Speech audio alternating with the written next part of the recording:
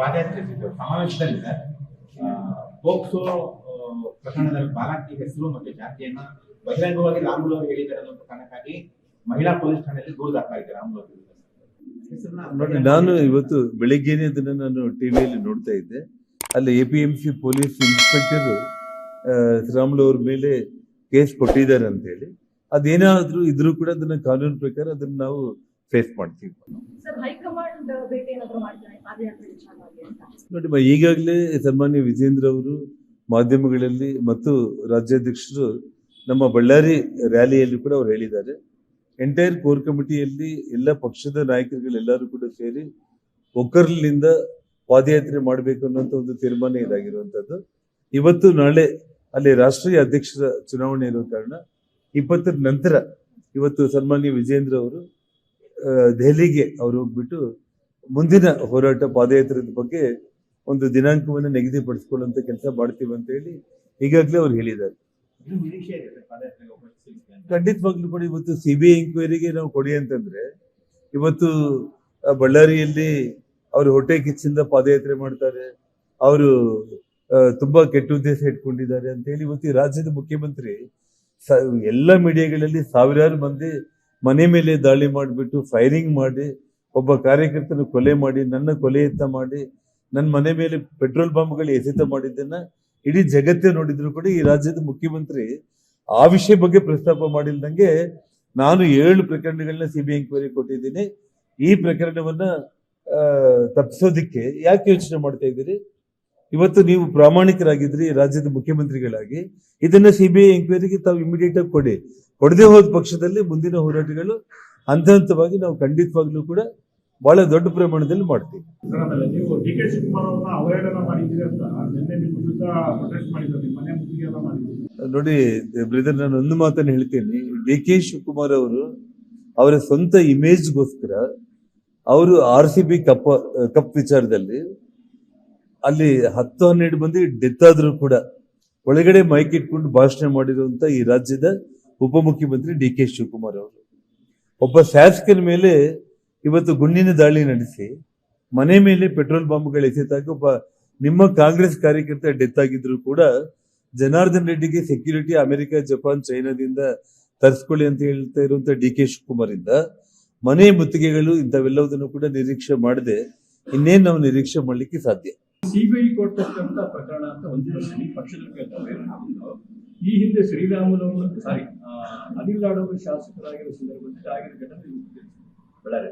ಆದ್ರಿಂದ ಈ ಪ್ರಕರಣದ ಅದರ ಜೊತೆಗೆ ಇವತ್ತು ಶಾಸಕರಾಗಿ ಈಗ ರಕ್ಷಣೆ ಇಲ್ಲದ್ರೆ ಯಾವ ರೀತಿ ಇದೆ?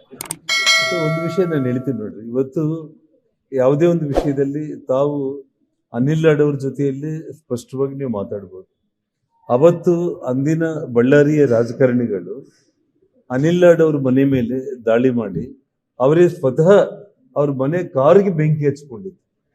ತಾವಿಲ್ಲಿ ಗಮನಿಸಬೇಕಾಗಿರುವಂತ ವಿಷಯ ಅಂತಂದ್ರೆ ಅನಿಲ್ ನಾಡವ್ರ ಮನೆಯ ಹೊರಗಡೆ ಇರುವಂತ ಕಾರಿಗೆ ಅವರೇ ಬೆಂಕಿ ಹಚ್ಕೊಂಡು ಅದನ್ನ ನಮ್ಮ ಮೇಲೆ ಆಗ್ಬೇಕು ಅನ್ನುವಂತ ಒಂದು ಪ್ರಯತ್ನ ಅವತ್ತಿನ ಕಾಂಗ್ರೆಸ್ ಲೀಡರ್ಗಳು ಪ್ರಯತ್ನ ಮಾಡಿದಾಗ ಆ ಕ್ಷಣದಲ್ಲೇ ನಾನು ಬಂದು ಅವತ್ತು ಪ್ರೆಸ್ ಮೀಟ್ ನಾನು ಮಾಡಿ ಎಲ್ಲ ವಿಡಿಯೋಗಳು ಕೂಡ ನಿಮ್ಮ ಮುಂದೆನೇ ಇರುತ್ತೆ. ಆ ಡೇಟ್ ನೀವು 2008 ಚುನಾವಣಾ ವಿಡಿಯೋಗಳನ್ನ ನೀವು ತೆಗೆದು ನೋಡಿದ್ರೆ ನಮ್ಮ ಮತ್ತು ಅನಿಲ್ ನಾಡು ಮತ್ತು ಎಲ್ಲ ನಾಯಕರುಗಳ ಹಿಂದೆ ಪೊಲೀಸರು ವಿಡಿಯೋಗ್ರಫಿಗಳನ್ನ ಮಾಡೋದ್ರ ಮೂಲಕ ಇಂಥ ಆರೋಪಗಳು ಮತ್ತೆ ಇನ್ನು ಮುಂದೆ ಆಗ್ಬಾರ್ದು ಅಂತ ಹೇಳಿರುವಂಥದ್ದು. ಅಷ್ಟು ಬಿಟ್ಟರೆ ಅದಕ್ಕೆ ಇದಕ್ಕೆ ನೀವು ಸಂಬಂಧ ಇಲ್ಲ. ಇಲ್ಲಿ ನೇರವಾಗಿ ಫೈರಿಂಗ್ ನನ್ನ ಮೇಲೇನೆ ಮಾಡಿರುವಂಥದ್ದು. ನನ್ನ ಮೇಲೆ ಫೈರಿಂಗ್ ಮಾಡಿರುವಂಥ ಸಂದರ್ಭದಲ್ಲಿ ಇವತ್ತು ಆ ಗುಂಡುಗಳನ್ನ ಇವತ್ತು ನಾನು ಮೀಡಿಯಾಗೆ ತೋರಿಸಿರುವಂಥದ್ದು. ಬಾಂಬ್ ಸ್ಕ್ವಾಡ್ಗಳು, ಫೋರೆನ್ಸಿಕ್ ಅವರು ಎಲ್ಲರೂ ಬಂದು ನಮ್ಮ ಮನೆ ಕಾಂಪೌಂಡ್ ಒಳಗಡೆ 7 ಗುಂಡುಗಳನ್ನ ಪತ್ತೆ ಮಾಡಿ ಅದನ್ನ ತಗೊಂಡಿರುವಂಥದ್ದು. ಮತ್ತು ಒಬ್ಬ ಅಮಾಯಕ ಕಾಂಗ್ರೆಸ್ ಕಾರ್ಯಕರ್ತರನ್ನ ಭರತ್ ಸಮಕ್ಷಮದಲ್ಲೇ 4-5 ಅಡಿ ಡಿಸ್ಟೆನ್ಸ್ ಅಲ್ಲೇ ಆ ಪ್ರೈವೇಟ್ ಗನ್ಮ್ಯಾನ್ ಇವತ್ತೇನು ಫೈರ್ ಮಾಡಿದಾರಲ್ಲ, ನಾನೊಂದು ವಿಡಿಯೋ ರಿಲೀಸ್ ಮಾಡಿದ್ದೆ ನಿಮಗೆ. ಏನು ಆ ಹುಡುಗ ಹಿಂತಿರುಗಿ ಓಡ್ತಾ ಇದ್ರೆ ಆ ಫೈರಿಂಗ್ ಆದಾಗ ಅವ್ನು 2 ಕೈ ಎತ್ತಿ ಕೆಳಗಡೆ ಬಿದ್ದಿದ್ದನ್ನ ಇವತ್ತು ಬೆಳಿಗ್ಗೆ ಒಂದು ವಿಡಿಯೋ ಬಂದಿದೆ, ಅದನ್ನ ಇನ್ನೂ ಪರಿಶೀಲನೆ ಮಾಡ್ತಾ ಇದ್ದೀವಿ. ಆ ಹುಡುಗನ ಹಿಂದಿಯಿಂದ ಫೈರ್ ಮಾಡ್ತಾ ಇರುವಂತ ವಿಡಿಯೋಗಳು ಕೂಡ ಇವಾಗ ಮತ್ತೆ ಸಿಕ್ಕಿರುವಂಥದ್ದು. ಇವತ್ತು ಅನುಕೂಲ ಆದ್ರೆ ನಾನು ಇವತ್ತಾಗ್ಲಿ ನಾಳೆ ಆಗ್ಲಿ ಅದನ್ನು ಕೂಡ ಮೀಡಿಯಾ ಗ್ರೂಪ್ಗಳಿಗೆ ನಾನು ಹಾಕೋದಾಗುತ್ತೆ.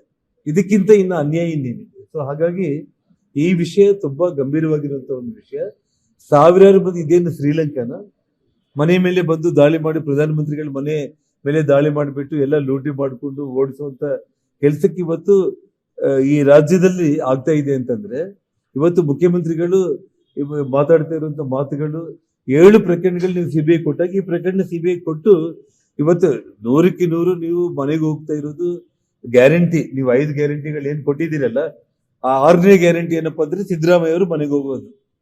ಅದ್ರಲ್ಲಿ ಏನ್ ಡೌಟ್ ಏನಿಲ್ಲ. ಹೋಗೋ ಮುಂಚೆ ಎದೆ ತಟ್ಕೊಂಡು ಒಬ್ಬ ಪ್ರಾಮಾಣಿಕ ಮುಖ್ಯಮಂತ್ರಿಯಾಗಿ ಇವತ್ತು ಒಬ್ಬ ಕೊಲೆಗಡಕ ಶಾಸಕನನ್ನ ಇವತ್ತು ನಾನು ಸಿಬಿಐ ಎಂಕ್ವೈರಿ ಕೊಟ್ಟಿದ್ದೀನಿ ಅಂತ ಹೇಳಿ ಪ್ರೂವ್ ಮಾಡಿಕೊಂಡು ದಯಮಾಡಿ ಮನೆಗೆ ಹೋಗಿ ಗೌರವದಿಂದ 4 ಮಂದಿ ನಿಮ್ಮನ್ನ ನೋಡಿದ್ರು ಕೂಡ ತುಂಬಾ ಪ್ರಾಮಾಣಿಕವಾಗಿ ಅವ್ರು ಕೆಲಸ ಮಾಡಿದ್ರು ಅಂತ ಅನ್ಸ್ಕೊಳ್ಳಿ ಅಷ್ಟೇ. ಸರ್, ಆಮೇಲೆ ಭರತ್ ರೆಡ್ಡಿ ಅವ್ರನ್ನ ಅರೆಸ್ಟ್ ಮಾಡೋದಕ್ಕೆ 2 ಟೀಮ್ ಮಾಡಿದೀವಿ ಅಂತ ಪರಮೇಶ್ವರ್ ಅವರು ಹೇಳಿದ್ರು. ಒಂದು ಕಡೆ ಇವ್ರನ್ನ ರಕ್ಷಣೆ ಮಾಡ್ತಾರೆ, ಇನ್ನೊಂದು ಕಡೆ ಅರೆಸ್ಟ್ ಮಾಡ್ತಕ್ಕಂಥ ಡ್ರಾಮಾ ಏನಾದ್ರು ಮಾಡ್ತಿದ್ದಾರೆ. ನೋಡಿಮ್ಮ, ಇವಾಗ 3 ಪ್ರೈವೇಟ್ ಗನ್ಮೆನ್ಗಳನ್ನ ಬಂಧನ ಮಾಡಿದ್ದಾರೆ ಅಂದ್ರೆ ಆ 3 ಪ್ರೈವೇಟ್ ಗನ್ಮೆನ್ಗಳು ಅಲ್ಲಿ ಭರತ್ ಬಗ್ಲಾಗಿರೋ ಆ ರಾಜಶೇಖರ್ ಸುತ್ತೂರನ್ನೇ ಓಡಾಡಿ ಎಲ್ಲ ವಿಡಿಯೋಗಳು ನಿಮ್ ಕಣ್ಮುಂದೆನೇ ಇದೆ. ಭರತ್ನ ಬಂಧನ ಮಾಡೋದಕ್ಕೆ CID 3 ತಂಡಗಳು ಮಾಡಿದೆ ಅಂತ ಹೇಳಿ ಪರಮೇಶ್ವರ್ ಅವರು ಹೇಳಿದ್ದಾರೆ ಅಂದ್ರೆ ಅದು ನಿಜವಾಗ್ಲೂ ಕೂಡ ರಾಜ್ಯದ ಜನರು ನಗುವಂತ ಒಂದು ವಿಚಾರ ಅಷ್ಟೇ. ಲೇಟೆಸ್ಟ್ ಹಾಗೂ ಇಂಟ್ರೆಸ್ಟಿಂಗ್ ಸುದ್ದಿಗಳಿಗಾಗಿ ಬಾಸ್ ಟಿವಿ ಕನ್ನಡ ಚಾನೆಲ್ನ ಸಬ್ಸ್ಕ್ರೈಬ್ ಮಾಡಿ. ಹಾಗೆಯೇ ಬೆಲ್ ಐಕಾನ್ ಪ್ರೆಸ್ ಮಾಡಿ. ಇದರ ಜೊತೆಗೆ ಫೇಸ್ಬುಕ್, ಇನ್ಸ್ಟಾಗ್ರಾಮ್, ಎಕ್ಸ್ ನಲ್ಲೂ ಮಿಸ್ ಮಾಡದೆ ಫಾಲೋ ಮಾಡಿ.